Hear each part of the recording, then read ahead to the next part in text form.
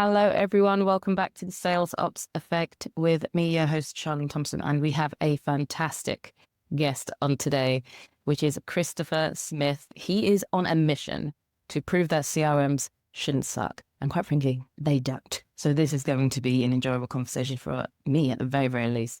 When done right, CRMs can be the most powerful tool for your business. And as the founder and principal of Impeller CRM, he spent decades helping companies turn their CRM from a frustrating mess into a revenue-driving machine.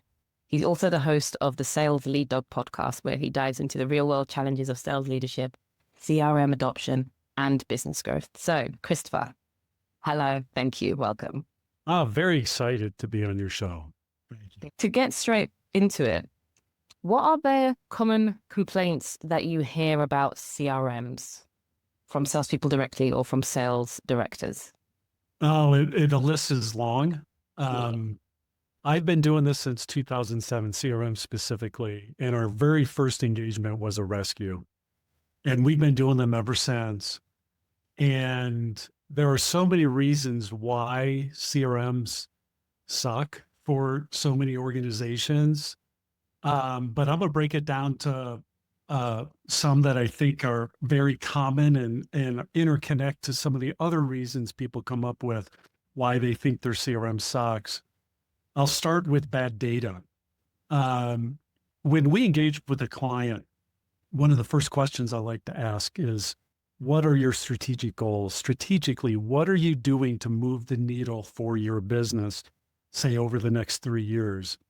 I have never, ever, ever had a company tell me, Chris, we want to improve our data. It's one of our, other than our employees, it's our most valuable asset, and we want it to be as good as possible.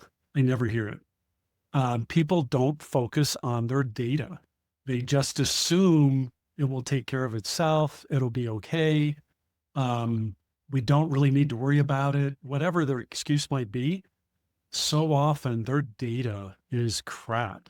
And if you have crap data in your CRM, it does not matter how good of a platform it is. It doesn't matter if it's got AI, all the cool bells and whistles. It will not matter if nobody trusts the data in your CRM.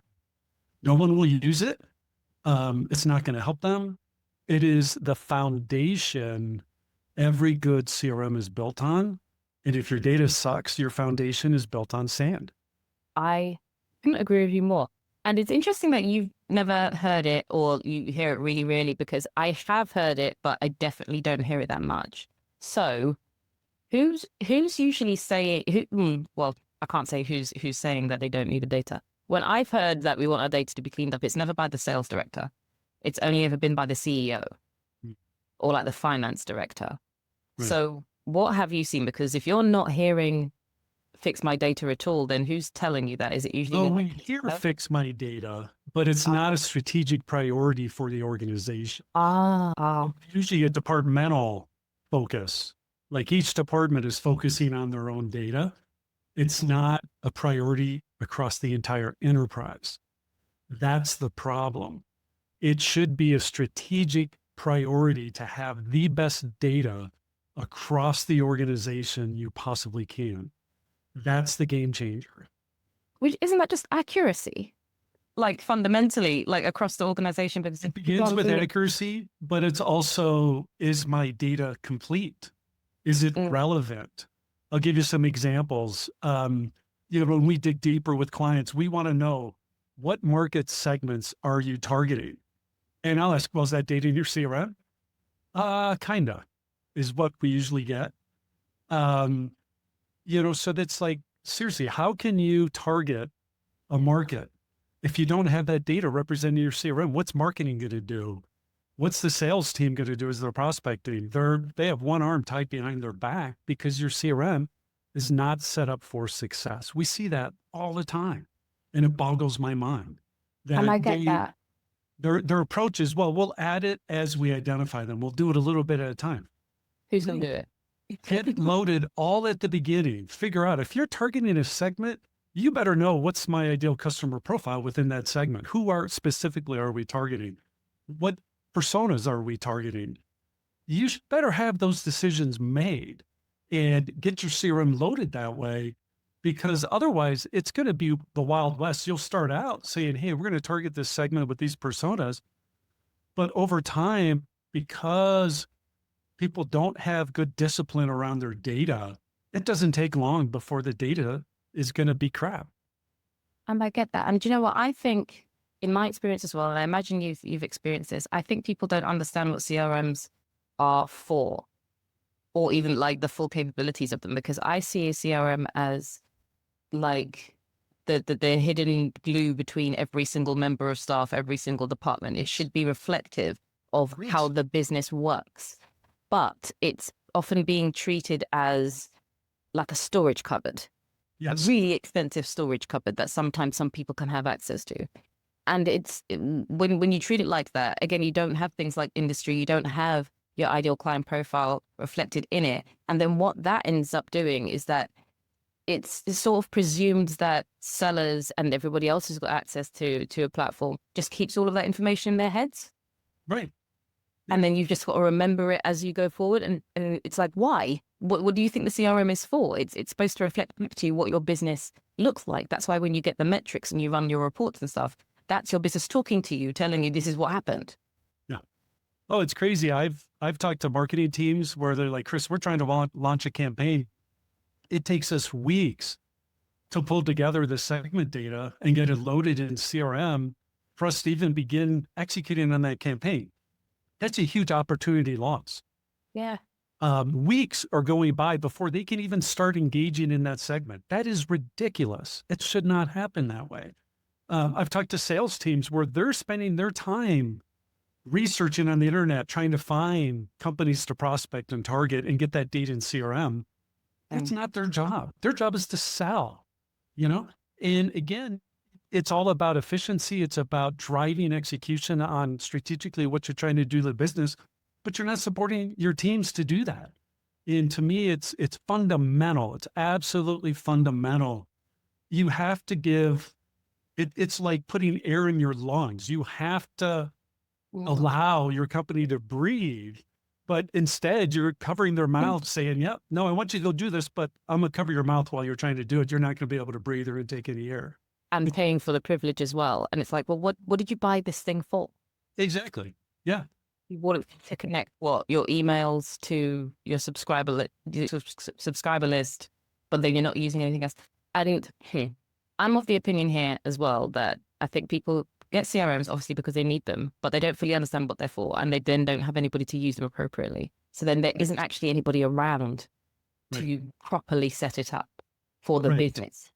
See, that goes back to my next major fundamental reason why CRMs suck. It's lack of leadership support.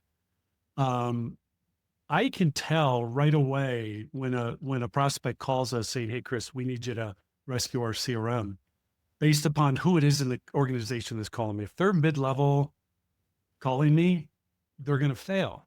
But we will take them as a client. It's got to be very high up. Doesn't have to be the CEO, but it better be VP level that's calling us saying we need help. Those are the companies that are going to succeed because they've got the leadership support, that they're committed. They understand we've got a fundamental problem that needs to be fixed. Throughout my book, CRM Shouldn't Suck, I talk about leadership support everywhere because it is so important. They not only have to support it, they have to use it. They should be using it in like the dashboards, the metrics, the KPIs. That should be coming from CRM that they're talking about in their leadership meetings. When they're doing their strategic planning, that data should be coming from CRM. If it's not, your CRM sucks. You've got a problem. Thank you. They do need to use it. And I think that's one of the things that happens as well, is that we get a CRM on board and then it's presumed that it's just for the sellers to use to help them manage their time. Right. And then the managers don't get in touch with it, don't understand what it is. And then when you're trying to show the metrics for stuff, and clearly this is some, not all, we're just talking about more difficult circumstances here, but I've had to explain what certain metrics mean. And I'm thinking, I'm sure you understand this from outside of this system, but now that we have the data, this is how you can structure your one-to-ones. And it might not be all of it, but you can start here because now Yes. you know how many calls that this person's been making. Now you can see the emails. You don't have to call somebody up every single day to say what happened in this meeting. You can see, and it's just doing things differently, which is actually more efficient. And sometimes people love that and they buy on it straight away. But sometimes there's such resistance to a leader using this new technology. Have you seen that? And where do you think that comes from? What do you think feeds that resistance? I see it a lot. And I think there's a level of arrogance. I think there could be a fear. Some people fear technology. That's usually older leaders that I see, not the younger crowd. Younger crowd, I don't see that. They embrace technology. Um, but I do think there's an arrogance of that's not for me. I'm an executive. I don't need to spend time in CRM. I don't need to be looking at what's happening in CRM. And I think it's just it's mind-boggling to me. I haven't totally been able to figure it out because I do a presentation at conferences on like advanced sales dashboarding. And I break it down to say, look, every business, I also do a lot of coaching for entrepreneurs. And so this is one of my standard spills when I meet with them is every business has 3 to 5 numbers. You're looking at those 3 to 5 numbers every day. You know exactly what's going on in your business. Now, those 3 to 5 numbers are unique to every business. Okay. But I know the health of my business. When I'm having my coffee or my tea in the morning, I'm looking at those numbers. I know what's going on. Okay. And then from there, I can dig deeper if I need to. A lot of leaders don't lead that way. They don't lead from the front. They don't lead by example. And to me, that is a huge problem. It impacts your culture around CRM. It creates this like, well, if they're not using it, why do I need to use it? Right? If they don't see the value in it, I'm not going to spend time because CRM takes a commitment for people to use it. It takes time, right? And so if the leaders aren't using it, you're supporting the culture of, just ignorance and just like, I'm not going to use it. Resistance. That's the word I was failing to find. You're creating a culture of resistance to CRM. And interestingly, I think I was talking about this on a post this morning. If you just said if they're not leading from the front, and there's people that lead from the front, lead from the middle, lead from the back, whatever. I think often if you can't find immediate evidence that a leader is leading, it's because they're actually not. I think, I don't know what studies could ever prove this because people wouldn't answer truthfully, but I think the percent of leaders that actually have no idea how to lead and have no interest in figuring it out either Yeah. is extremely high. It's super high. And here's a little trick you can use to find out. If your leader is one of those leaders, you ask them, what's your why for CRM? Like, why should I be using CRM? I talk about this in the book, and it's one of my things that we love to engage with our clients on. You have to have a why message around CRM. That's not about the business. It's not about, hey, this is really going to help us succeed on our strategic goals. Me personally, I don't give a rip. Okay. I'm here to do my job. And I know, hey, if the company does great, maybe I'll get a bonus or whatever, but I don't really care. I need a why message that resonates with me personally. And a true leader has that why message in their pocket ready to go. When you ask that question, they're like, oh, here, let me explain it to you. And they'll break it down in a very effective, efficient manner. Here's why CRM is important to you. And if they can't do that, either they don't have a clue or CRM isn't set up to really support a why message. It's both sides. So while you can tell, I say you could tell like right away if the leader they'll be able to tell you as part like, well, here's what I would like it to be, but our CRM, they understand if they're really a good leader, they're going to understand where the deficiencies are in CRM, and that'll be part of their explanation. Right now, it's deficient in this area, but we're working on it. We have a plan to improve this. And when we're done, It's really going to enable you in your role to do X, Y, Z. That's the difference. And that's how I've explained it to people, because I know what it's supposed to do. I know directly how it links to a seller's job and to a marketer's job and to somebody in operations or delivery, because it's a whole relay race. And that's how Yes. I've explained it. But that's a brilliant way to figure it out, because I've been told before, not that I've ever needed to ask, what's the point of CRMs? But when I've been asked to create a report that genuinely doesn't make any sense, the answer has been, well, because so-and-so shareholders asked us for a report, but they don't know what it is. Yeah. They don't know what it is. They don't know what it means. They don't know what it's for. And so therefore, when I'm trying to pull this report, I'm just like, I don't know how to analyze this because this doesn't make any sense. Right. I don't know how to link it to a direction or a point you're going to be making in the meeting. You just want to have it on a slide. Yeah. And that kind of just unknowledge, I don't know what word to put there, but whatever, it goes all the way through. Because if they don't know at the top, then how is the person running the analysis supposed to know? How is everybody else supposed to be filling in that data to create the analysis supposed to know what it's for? And then we've got wasted time. Oh, yeah. I just met with a company that they told me, oh, we've got our data down. We've got a great data warehouse. It's amazing. And I'm like, really? And they were like, yeah, we've got hundreds of reports available out of our data warehouse. Oh my God. Again, that's a huge clue. That's outside of CRM, but it impacts CRM. What it's telling you is you have no focus, you have no clarity, you have no understanding. So you're just spewing data, right? If you are really tight, if all your technology, all technology should be aligned to one thing, and that's driving strategic goals. What are the key initiatives? We're trying to get here in 3 years.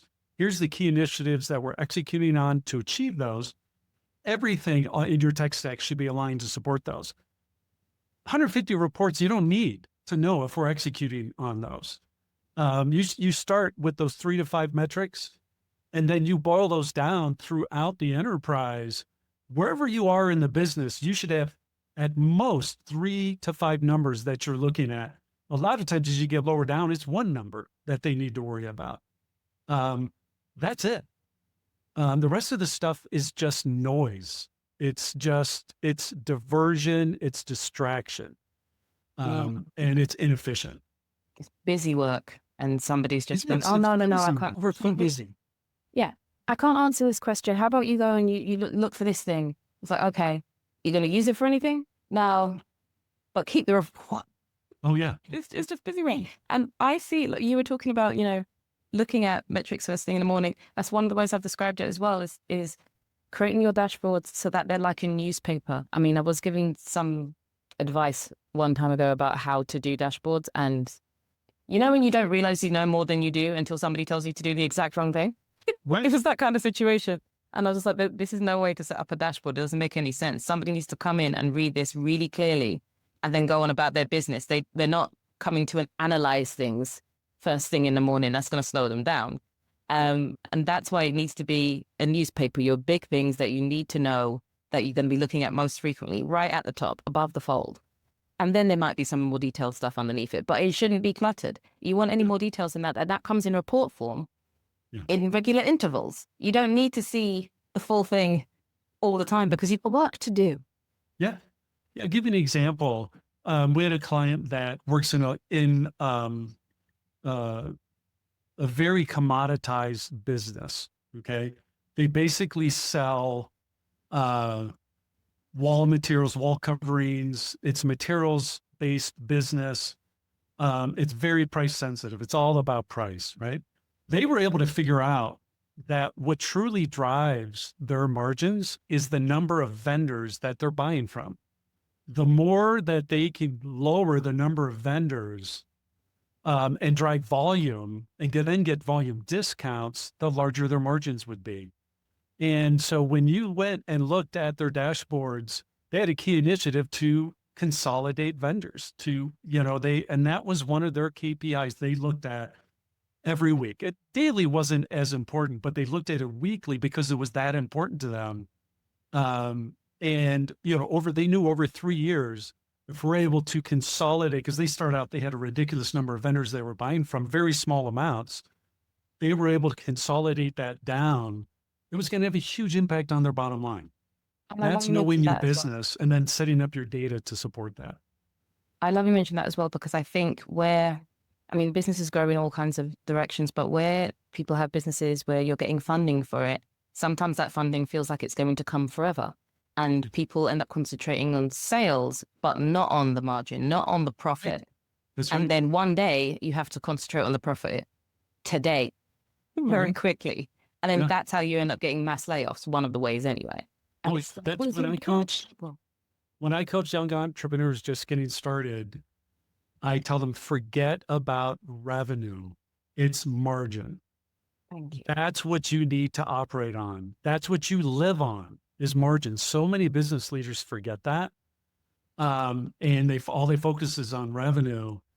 It's crazy to me that, and I'm talking $1 billion, clients of ours that really, it's mind boggling to me that they can get to be that big and lose focus that much. Yeah, focus and so much money every year going Oh to yeah. waste. Oh yeah. It's not just money; it's unnecessary meetings. So it's hidden money. Yes. There'll be people there not doing anything. Oh, there's a person I'm thinking of right now, but I'm not gonna go into that story. Good. And so many stories like that Oh, where it's hidden money.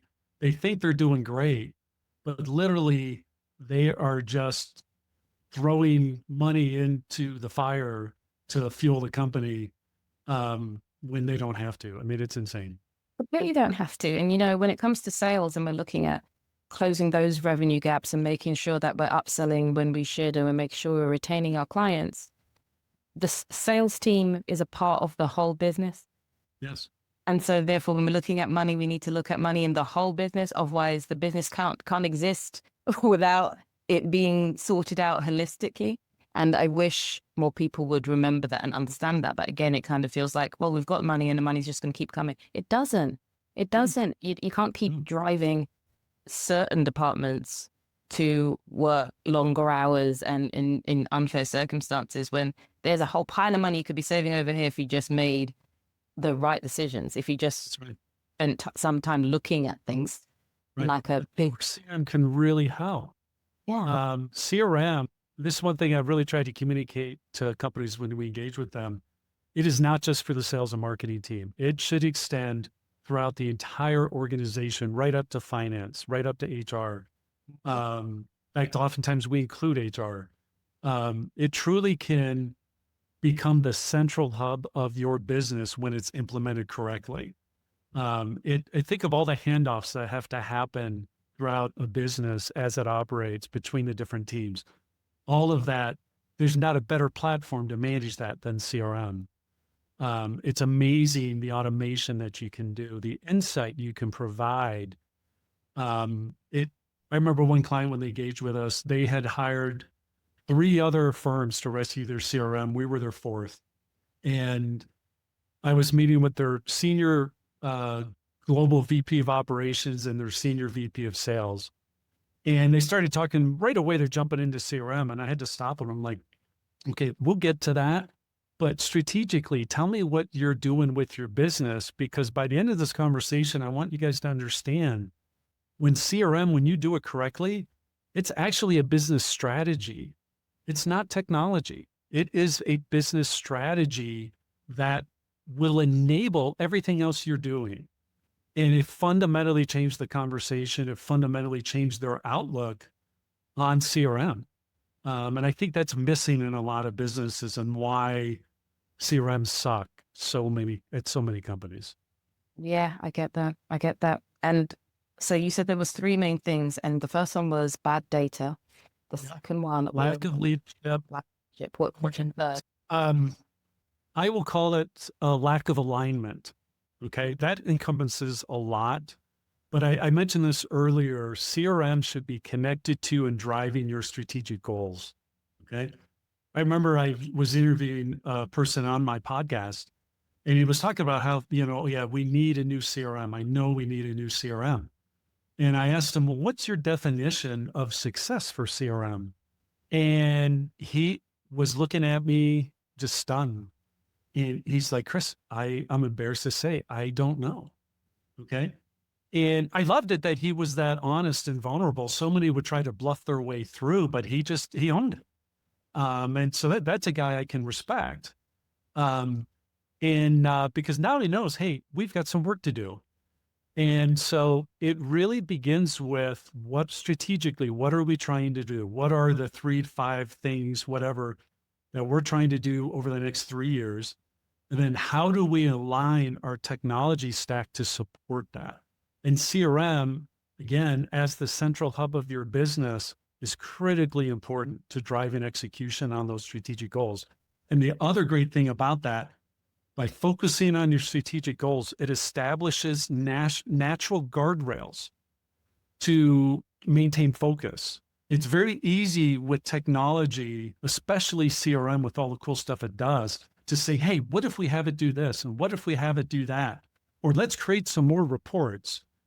No, if it is not directly connected to and driving a strategic goal, put it in the backlog. We'll look at it later. Right now, we're only going to do the things that are directly connected to and driving our strategic goals.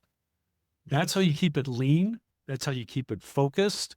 And you avoid spending money on stuff you don't need, or at least you don't need right now. That's why you end up CRMs that drift, that aren't really doing anything, that are just a storage cupboard, as you described. That it's because they're not connected to, they're not aligned with strategic goals.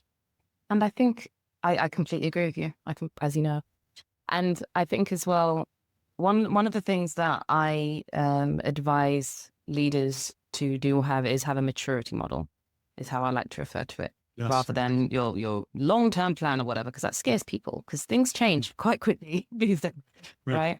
But a maturity model isn't necessarily aligned to years. It's aligned to, if you basically put, and you can do it by department, you can do it by people, process, technology. If you have your section and you look at where are you now as level 1, and then if you give yourself like 5 levels of maturity, what does level 5 look like? What does level 1 look like? And then you can figure out, well, what would have to happen for us to be at level 2? What would have to happen for us to be at level 3? And once you have that maturity model, you can look at that every year when you're making your big budget decisions to say, where are we going to be spending that money? What do we want to improve on this year? Not just, let's just keep going. Let's just keep going. The only thing we're going to concentrate on is making more money. We need to have a healthier, more resilient business. And how do we improve? Because the front office and the back office need to work together. It's not just about the big old shiny things or the big old latest technology. You have to build a revenue engine. That's how you build a revenue engine. Yeah. All the cylinders of the engine have to be working in harmony. And that takes, you have to have control. Here in the United States, we call it the Wild West. That's the lowest level of that maturity model, where they have no control, they have no process, no structure. And that's oftentimes when we're doing rescues, that's the situation they're in. We want to create structure. We want to create framework, focus. That's what it takes. Another good way to assess where you're at is do an audit of all your processes in the business to identify where are the spreadsheets, where are people using Excel or whatever other tools, Google Sheets, whatever, to do their job. Every one of those is a workaround because their technology doesn't support them in their role. They still have to get their job done, so they create a spreadsheet. And every one of those spreadsheets is a data silo. It's manual. It's a risk to the business. It slows everything down. There's so many negatives. Spreadsheets are great to work out an idea or to figure out how you want to do a process. But once you've got that knowledge and those requirements, it needs to go into CRM. It should not be part of the daily routine. And so often, like when I give my presentation around the book, I ask, I get to this part and I'm like, tell me about the spreadsheets in your business. Everybody's like, oh my gosh, Chris, there's so many.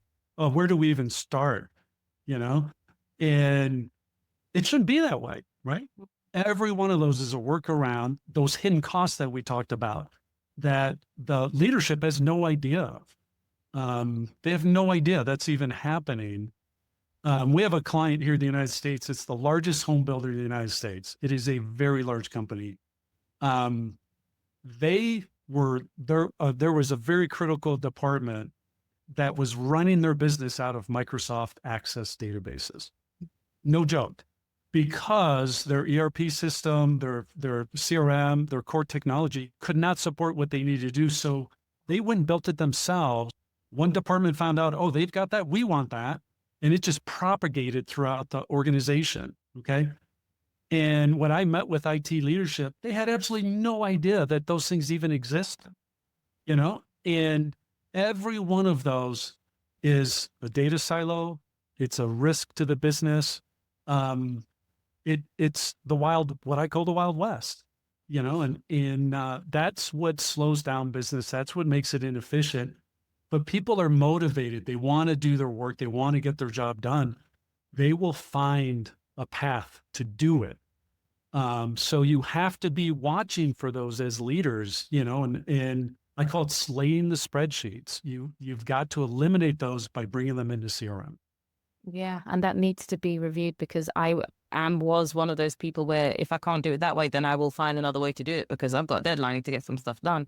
And like you said, with that example, if one department is using it and it's working well, and then it spreads to another department, then it's actually it's quite damning that the business hadn't, at some point, somebody somewhere hadn't listened to someone who would have, whistleblown and said, hey, we really need something to sort this out. And somebody would have went and just carried on. And so everybody just had to do it themselves. But something had to go wrong. People don't just find other ways to do it just because. No, exactly. Exactly. It's always a workaround. And it's a great place to start trying to unsuck your CRM is by identifying where all these spreadsheets exist, because you truly can create transformation in a business by bringing those into CRM, eliminating those silos. Now it's shared data that everyone can have access to. You have controls on it. You can automate a lot of it. You can integrate it. You can start doing stuff with that to add value to the business. Yeah, and that is fantastic. So I know there's going to be a lot of people listening and watching thinking to themselves, so where do I get this book that I can read to figure out why CRMs shouldn't suck and how do I fix it? Where can they find your book? Get it on Amazon. Okay, cool. And that is the best way to do it. We are launching a website soon also called crmshouldn'tsuck.com, where you will be able to get a free copy of the book. So if you'd rather go that route, starting April 1st, if everyone hits their deadlines, we will have that site live, and we'll have a lot of great content on there to help you on your CRM journey. That's our mission. Is we want to help people. CRM shouldn't be this hard. It shouldn't.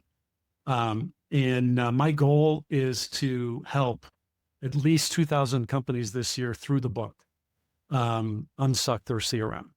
And thank you so much, because I know those companies are going to appreciate it. So if you want to be one of those companies, one of those business owners for that company, to make sure that you're not wasting your money and other people's time, which is even more your money, go and get yourself a copy of that book. There will be a link to the show notes. Thank you so much for joining us today, Christopher. Thank you, Charlene. This was terrific. I enjoyed it. Great. Thanks. So, folks, thank you for listening and watching this wherever you are. We will be back again next week to keep talking about all of this good stuff and how do we improve, stabilize, and grow our businesses. If you want to comment on this, feel free wherever you are, YouTube, Spotify, Apple Podcasts, and then it will get back to me and we can read them all out. So thank you, and we will speak again soon.